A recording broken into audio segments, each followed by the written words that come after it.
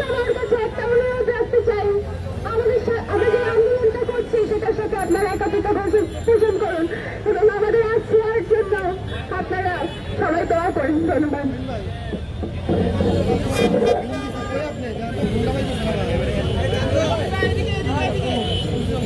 আপনাদের সামনে বক্তব্য রাখবেন মাইনাস ইন্টারন্যাশনাল ইউনিভার্সিটির শিক্ষার্থী সিয়াতুল মনিরা।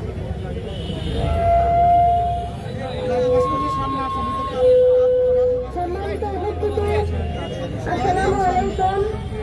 আমি সকাল থেকে সিএমএইচ হসপিটালেই ছিলাম আসিয়ার কাছে। এই লাশটা যখন আমি দেখি তখন মায়ের সেই হৃদয় ভরা কান্না, সেটা আসলে আমি আপনাদের সাথে প্রকাশ করতে পারবো না। আমরা জাতি হিসেবে নির্লজ্জ যে এইরকম ধর্ষকের এখনো শাস্তি আমরা নিশ্চিত করতে পারি নাই। দেশে একটার পর একটা ধর্ষণ হয়ে যাচ্ছে, আর কত বোনকে আমরা হারাবো তার কোনো ঠিক নাই। আমরা স্বরাষ্ট্র উপদেষ্টাকে বলতে চাই, আপনি যদি আপনার দায়িত্ব পালন করতে না পারেন তাহলে আপনি আপনার গদি ছেড়ে দেন, নাহলে এই ধর্ষণকে আমাদের ছাত্র জনতার হাতে তুলে দেন। এবং ধর্ষকদের যারা সাহায্য করে তারা সমান অপরাধী। আপনারা যদি তাদের শাস্তি নিশ্চিত করতে না পারেন আমাদের কাছে দেখেন আমরা তাদের কি অবস্থা করি।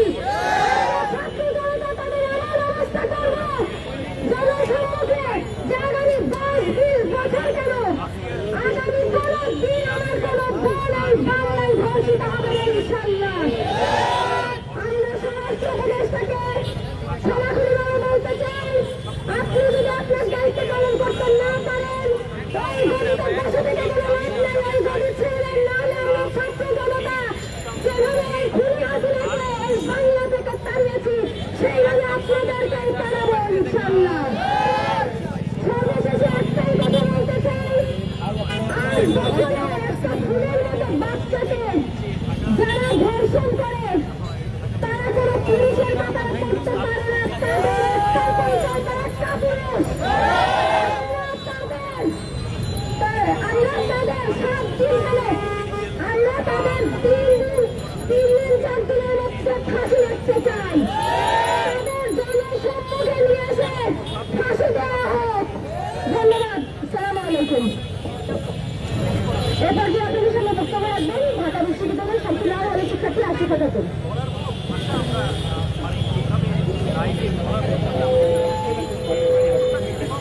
আসিয়া 6 তারিখে ধর্ষণ হয়।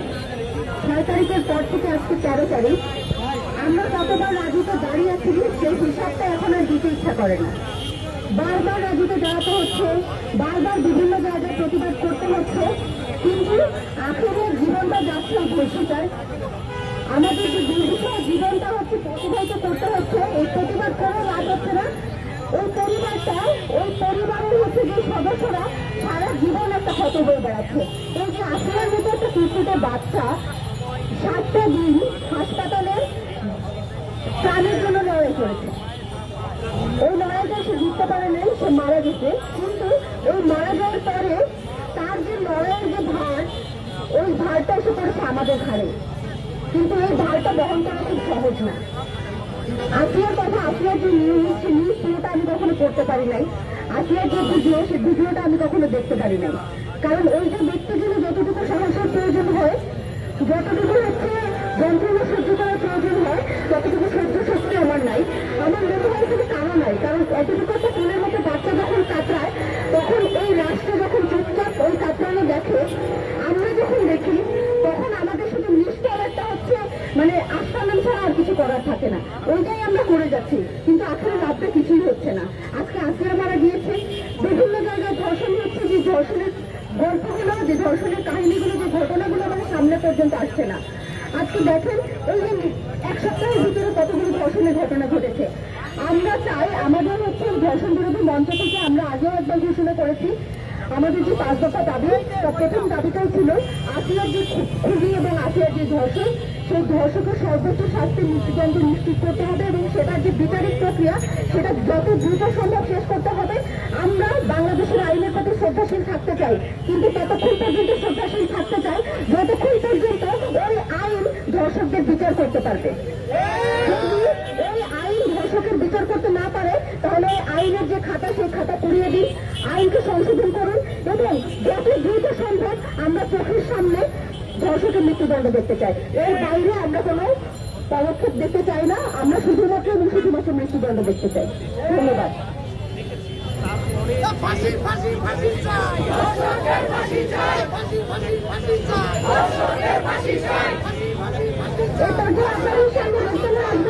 শিক্ষার্থী মাইশা মাহা স্নেহা। আসসালামু আলাইকুম সবাইকে। আজকে আমি এখানে উপস্থিত হয়েছি বাংলাদেশের সকল সাধারণ নারী শিক্ষার্থীদের পক্ষ থেকে। আমরা প্রত্যেকবার রাস্তায় দাঁড়িয়ে বিচার চাই, আর কতবার বিচার চাইলে এর বিচার কার্যক্রমটা সমাধানে পৌঁছাবে এবং আমাদের বোনেরা নিরাপদে রাষ্ট্রে বসবাস করতে পারবে। এই জবাব কি স্বরাষ্ট্র মন্ত্রণালয় দিতে পারবে?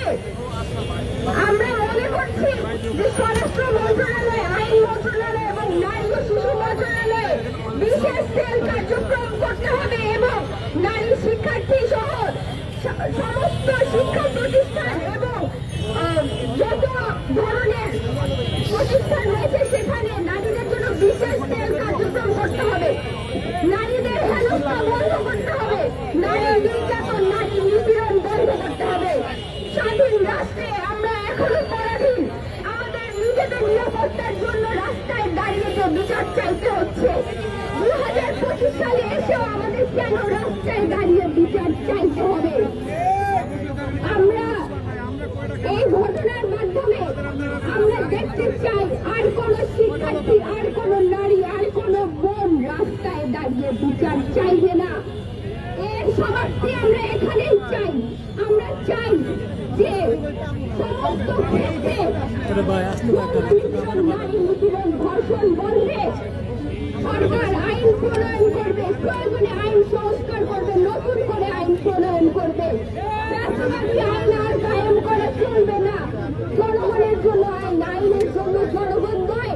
আমরা এটি ভুলতে বসেছি। আমাদেরকে নিজেদের নিরাপত্তার দাবিতে রাজপথে নেমে আসতে হয় বারবার। আমরা চাই আমার বোন আসিয়া, আর কোনো আর কোনো শিশু, আর কোনো মা যেন অকালে মৃত্যুবরণ না করে। ধন্যবাদ সকলকে।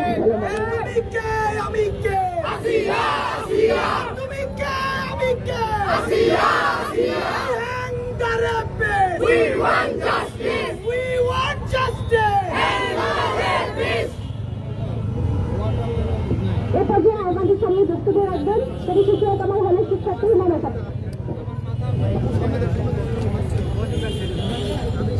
রাখা যাবে না, স্ট্যান্ড নেই, বড় করেন।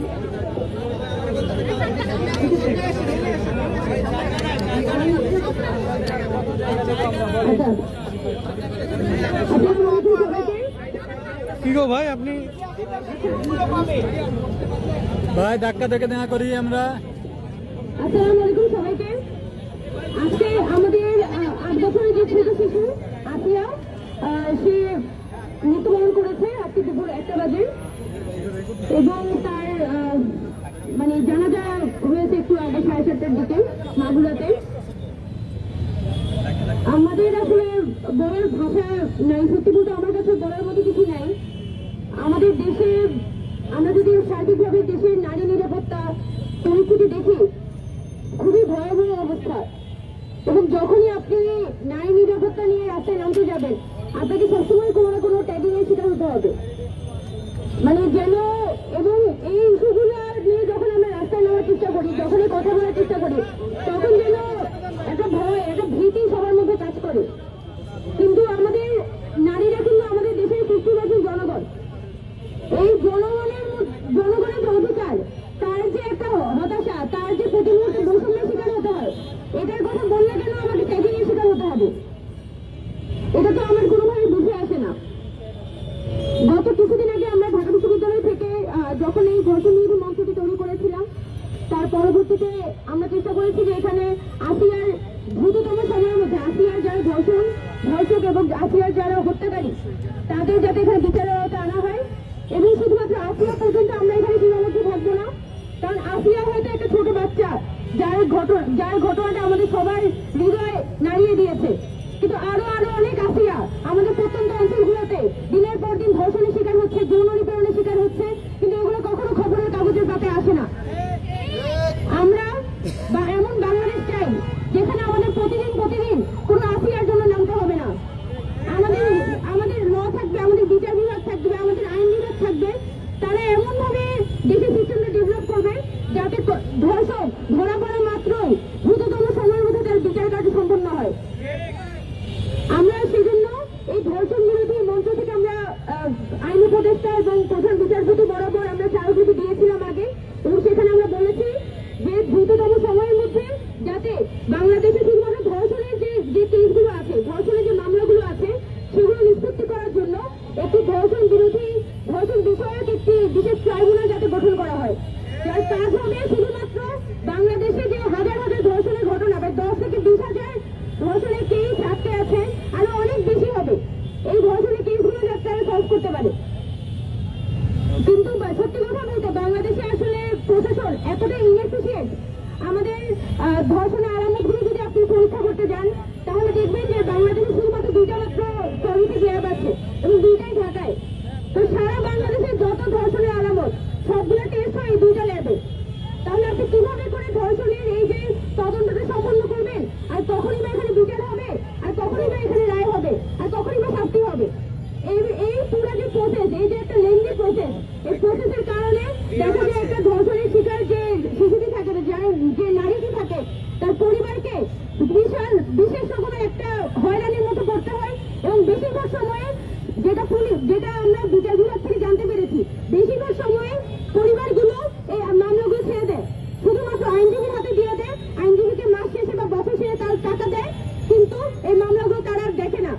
কারণ এই ধর্ষণের মামলাগুলো পরিচালনা করার জন্য প্রত্যেকটা পরিবারের যে পরিমাণ হয়রানি, যে পরিমাণ সামাজিক লাঞ্ছনার মধ্যে যেতে হয়, এটা আসলে আমাদের জন্য খুব দুঃখজনক। তাহলে আমরা কিভাবে এক্সপেক্ট করি যে দেশের মধ্যে ধর্ষণের বিচার হবে? হয়তো আসিয়াকে একটা মাত্র উদাহরণ হিসেবে দেখানো হবে, কিন্তু বাকি বহু ধর্ষণ, বাকি বহু যৌন নিপীড়নের ঘটনা এখানে পার পেয়ে যাবে। আমরা চাই আমাদের যে অন্তর্বর্তীকালীন সরকার আছে তারা কোনো পপুলিজমের পথে না হেঁটে এখানে প্রপারলি এখানে ধর্ষণ এবং যৌন নিপীড়ন বিরোধী যত আইনগুলো আছে সেগুলো সংস্কার করুক।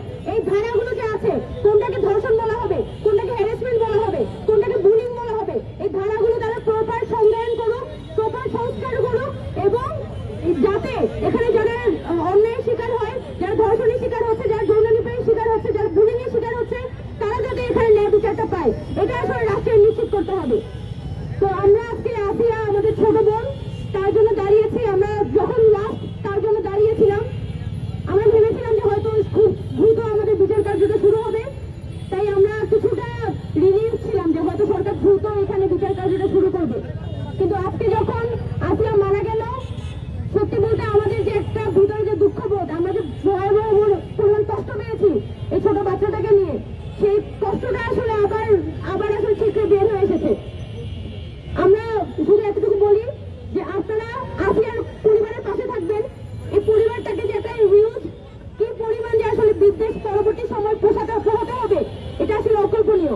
আমরা যারা এখানে মিডিয়ার ভাইরা আছেন, সরকার আছে, তাদেরকে বলতে চাই যে আপনারা আসিয়ার পরিবারের পাশে দাঁড়াবেন।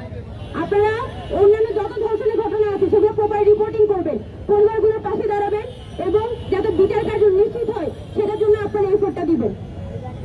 খুব বেশি কথা বলার নেই, আরো অনেকেই কথা বলবেন। আমি এখানে আমার শিক্ষার্থী হিসেবে এবং একজন দায়িত্বশীলের জায়গা থেকে আমি আমার বক্তব্য এখানে শেষ করলাম। ধন্যবাদ সবাইকে।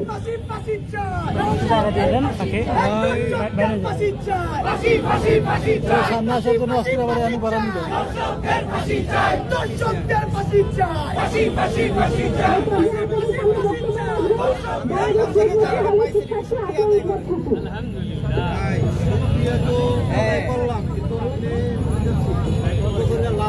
আজকে একজন সম্পূর্ণ স্বাধীন শিক্ষার্থী হিসেবে আমরা আমাদের বোন আসিয়ার জন্য দাঁড়িয়েছি, এবং আমি বিশ্বাস করি যখন আমরা আসিয়ার কথা বলি তখন আমাদের কণ্ঠস্বর শুধুমাত্র আসিয়ার জন্যই নয়, বরঞ্চ বাংলাদেশের আনাচে কানাচে এবং পৃথিবীর আনাচে কানাচে যে প্রত্যেকটি নারী নিপীড়নের শিকার হয়েছে, যে প্রত্যেকটি শিশু, নারী এবং কিশোরী এই ধর্ষণের মতো যখন জিনিসের মধ্যে দিয়ে গিয়েছে, তাদের প্রত্যেকের জন্য আমরা কথা বলি।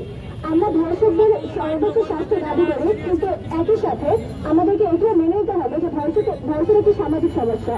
শুধুমাত্র বিচার প্রক্রিয়ার মাধ্যমেই নয়, যদি আমরা এর বিরুদ্ধে একটি সামাজিক আন্দোলন গড়ে তুলতে না পারি, তাহলে এই সমস্যাটির আসলে কখনো সমাধান হবে না। বিভিন্ন সময় দেখা যায় যে যৌন নিপীড়নের যারা ভিকটিম হয় কিংবা যারা রেপের ভিকটিম হয় তারা বা তাদের পরিবার আসলে তাদের গল্পগুলোর সামনেই আসতে চায় না, কারণ তারা জানে যে এটাই তাকে আরেক দফা সামাজিক হয়রানির মধ্যে দিয়ে যেতে হবে।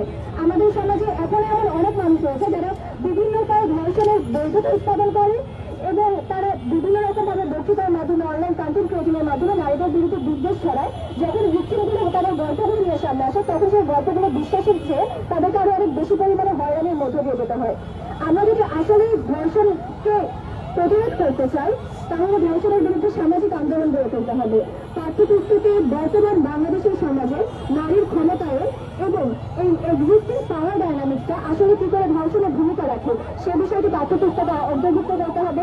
ভিকটিম ব্লেমিং এর খারাপ ইম্প্যাক্টটা এবং এটি আসলে কেন শুধুমাত্র সেই ভিকটিমের জন্যই নয়, বরং সম্পূর্ণ সমাজে সে খারাপ প্রভাব ফেলে, এভাবে ভিকটিম ব্লেমিংকে নিরুৎসাহিত করতে হবে এবং এটির বিরুদ্ধে পাঠ্যপুস্তকে অন্তর্ভুক্ত করতে হবে।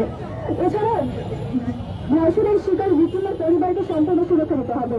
প্রপারলি আইনকে সংস্কার করতে হবে যেন ধর্ষণের সংজ্ঞায়ন থেকে শুরু করে সম্পূর্ণ বিচার প্রক্রিয়ায় ধর্ষণের ভিকটিমকে আরো নতুন করে কোনো হয়রানির মধ্যে দিয়ে যেতে না হয় এবং আইন তার প্রপার পারপাসটা সার্ভ করতে পারে।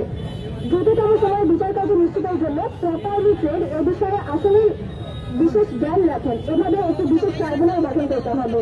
এছাড়া প্রত্যেকটি প্রতিষ্ঠানে ধর্ষণ এবং যৌন নিপীড়ন বিরোধী সামাজিক স্তর তৈরি করতে হবে। সাইবার বুলিংয়ের বিরুদ্ধে এই ইন্টারিম গভর্নমেন্টকে আরো অনেক বেশি ভালোভাবে শক্তভাবে আইন নিতে হবে এবং শক্তভাবে ব্যবস্থা নিতে হবে। আমরা আজকের এই যে কর্মসূচি, আমাদের এই কর্মসূচি আসলে তখনই সফলতা লাভ করবে যখন আমরা পাঠ্যপুস্তকের বিষয়গুলো অন্তর্ভুক্ত করতে পারবো। ধর্ষণের বিরুদ্ধে, ভিকটিম ব্লেমিং এর বিরুদ্ধে, সম্পূর্ণভাবে নারী বিদ্বেষের বিরুদ্ধে একটি প্রকার সামাজিক আন্দোলন গড়ে তুলতে পারবো। আমরা আশা করি যে আমাদের বর্তমান সরকার জনতুষ্টিবাদের দিকে না গিয়ে, পপুলিজমের দিকে না গিয়ে আসলে দীর্ঘমেয়াদী পরিবর্তন আসতে পারে। সম্পূর্ণভাবে বিশেষজ্ঞদের সাথে কনসাল্ট করে তারা এ ধরনের দীর্ঘমেয়াদী পরিকল্পনার জন্য কাজ করবেন। সবশেষে আসিয়ার যে সুখী সুন্দর জীবনটা আমরা তাকে উপহার দিতে পারিনি, আশা করি যে পরকালে সে যে জীবনটা পাবে সেটা এই জীবনে এসে অনেক ভালো। ধন্যবাদ।